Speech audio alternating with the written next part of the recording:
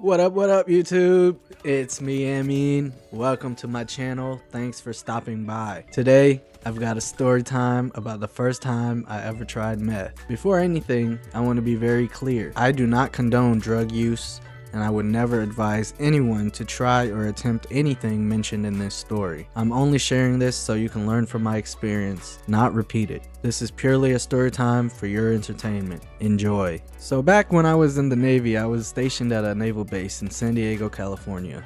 The only nightlife Cali offered to young adults are a couple of underage clubs and hookah lounges. I went to them all.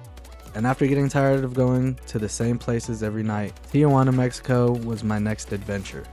The first time I went to TJ, I was with a small group of 5 of my shipmates. One of them was a petty officer, and the rest of us were E1 to E3, which is basically the lowest rank in the Navy. Our petty officer was actually from Tijuana and had a house there. He showed us around and we enjoyed ourselves for a couple days before we had to head back to base. After seeing how easy it was to cross the border and actually being treated like an adult in Mexico, I couldn't wait to visit again. I don't understand American law sometimes. Like, how can you be old enough to enlist in the military but not old enough to drink is beyond my comprehension, I guess. I was too young to drink in the States, but in Mexico, it was legal. So me and a small group of friends would go down there just to have fun. Clubs, bars, strip clubs, everything. It was always the same plan. Cross the border, get lit, have a good time, and get back safe without our command noticing. One night, we ended up at this club called Coco Bongo. This is one of the first clubs I experienced the first time our petty officer took us with him to TJ, and I went back every chance I got. We were all drunk, dancing, having a good time, trying to talk to every girl we could, even though none of us spoke Spanish at all, which made it way more fun in my opinion. Eventually, the group split up, everybody found someone to dance with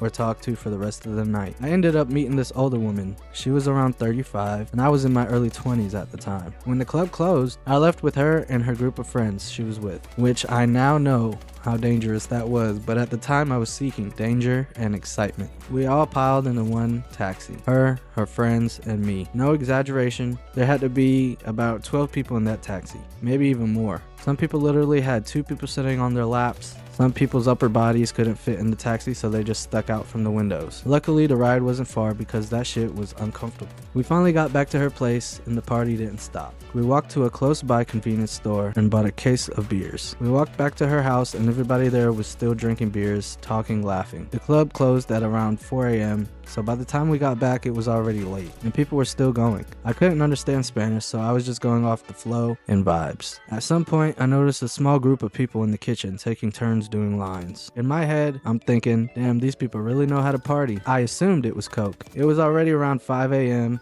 and I was drunk, slightly tired, but still enjoying the night. So I walked up and asked if I could try some. Honestly, the hospitality was great. No hesitation at all. They fixed a line for me and made room. As soon as I snorted it, I knew immediately this was not Coke. It didn't burn the same. Either that or I was just too drunk to notice, but the feeling was completely different. The rush of energy I got was way stronger than any Coke I'd ever tried, and it lasted way longer too. I was energized for hours.